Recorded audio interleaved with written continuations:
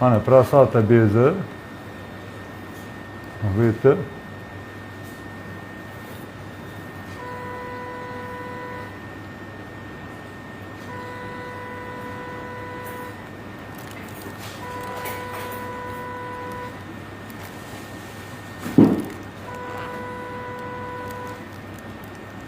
qonigan joyini osonlikcha mana shunaqa qilib mana to'xtatish mumkin. Hammasi nazorat ostida qilinadi. Bu yerda qon ketish darajasi juda minimal bo'ladi. Mana qonab turgan mayda tomirlarni kuydirish mumkin.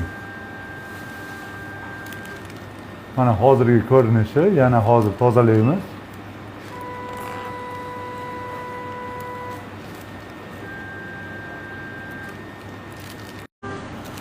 Mana hozirgi operatsiyani tugatdik. Bu hozirgi ko'rinishi.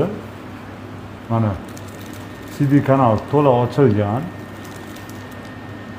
Mana urug' fraksiyasi. Mana bu yerda sfinkterlar. Mana ishlab turibdi, ko'rishingiz mumkin. Mana